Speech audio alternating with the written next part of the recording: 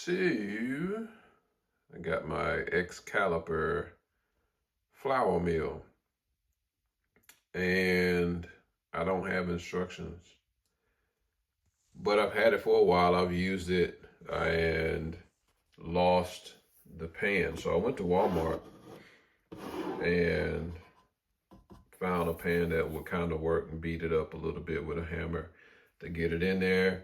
And it's in there. I'm gonna have to do a little bit more work, but you know, that's what I do. I'll fix it. So the nice thing is, it's a pretty substantial flour mill. Um,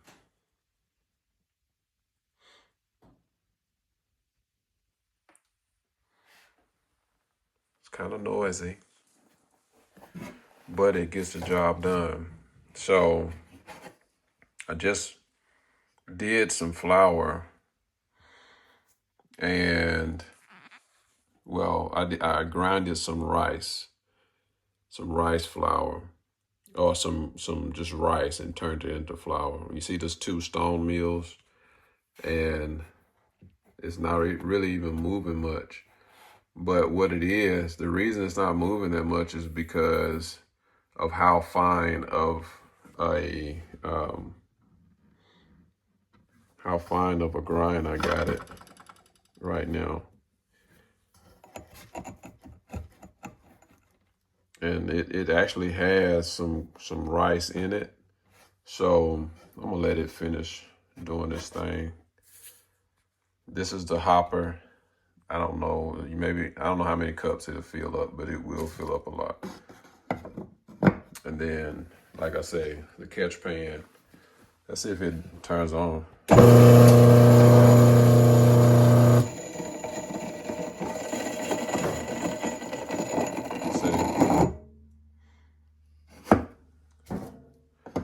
that dude works. So I have wheat berries that I'm going to actually grind. And I've noticed that with the wheat berries, they actually, when you grind up the wheat completely, like a whole kernel, the bread actually tastes even better. And you get all of the nutrient of the wheat. Nothing is missing. So it's less likely to harm you. So with that, I'm gonna grab one of the bags and show you what I'm talking about. Okay, so here is the bags of wheat berries. It's a mixture. I believe this was a mixture of I think they call it hard red and soft white or something like that. I don't know. I don't remember. It's been a while. But you see that those kernels kind of looks like rice, like brown rice. No, that's actually wheat. That's a wheat berry. And so when you grind that into flour, you get all of the nutrients that comes with the wheat. Therefore, you truly get a whole grain bread. Then you take that bread and get you a pot of beans and literally have a complete protein just from bread and beans. Now, here's some bread that I did not too long ago. It's a small loaf.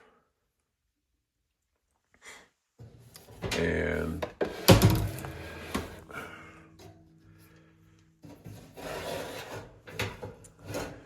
I got the big loaf back here. This one I cooked this morning.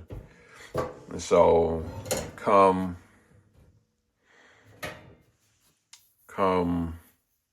tomorrow morning, or come the morning time, around 7-ish. It will have been 24 hours from the time that I cooked it to the time that it has rested. And what that does is give the yeast time to dry. I mean, to deactivate, because you don't want the yeast to be in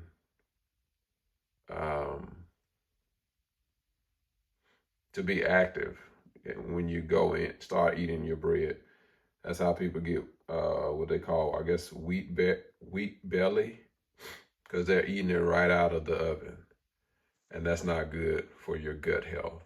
So let the thing cool off for 24 hours so that the yeast can dry. I mean, the yeast can deactivate, and then it's much better for your stomach. Now, I'm just talking about whole wheat, all the wheat, but I'm only making basically whole wheat stuff. And maybe I'll get into some sourdough. I don't know. But yeah, that's what I'm doing. I got to take care of my gut. And I noticed that my gut actually enjoys whole wheat bread, completely whole wheat bread. And I don't get that bulge that I used to get with my stomach. So now let's take a look at the grind of the wheat. So you see that it's actually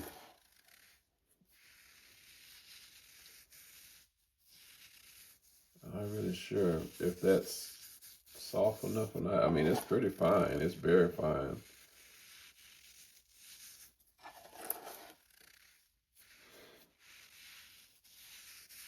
I guess I could compare it to the other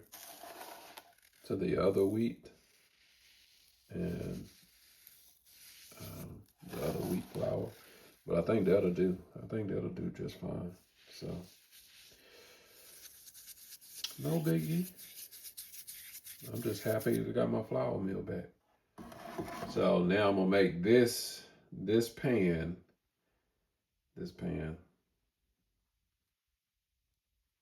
right here fit this meal. I'll do a little bit more manipulating, and once it fits the meal perfectly, where to slide in and out real easy, it's kind of binding. I'm forcing it in there. Then I'll be good to go. So, all right.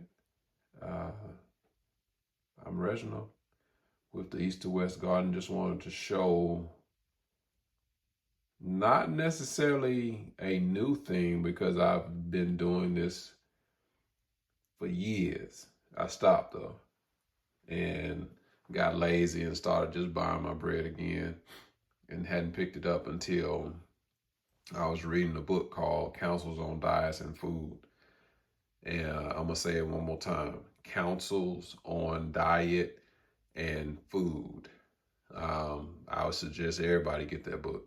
It's going to make you mad a little bit, because it's going to attack some of your eating choices and habits and things of that nature. But at the end of the line, it's a book that encourages us to be diligent about our health, because our bodies are truly the temple of God.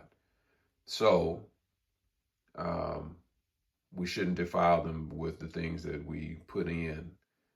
You know, the Bible talks about whatsoever we eat or whatsoever we drink or whatsoever we do all to the glory of God. So that eating portion, it came to how my body was responding to just basic store-bought bread. Not all the bread did my body that way, but a lot of it did. And so I don't have that wheat belly experience right now. So I praise the Lord for that. Okay. Just be faithful in the care of our bodies. Stop beating up our bodies because we only have this body, and treat it um, like it's really made in the image of God, because it is. So, all right.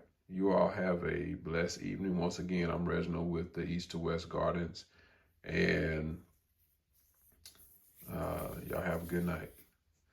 Oh, if you like this video, you want to see some processes of me actually making the bread, something like that, like the video, share the video, subscribe. It'd be much appreciated. All right, y'all have a good night. Peace. Also consider, if you're gonna get one of these types of flour mills, it puts off some dust from the flour. So it probably will be better to grind your meal outside versus inside, because it puts out the dust.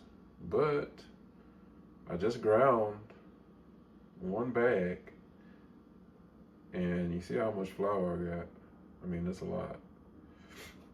So it's worth it. All right, peace.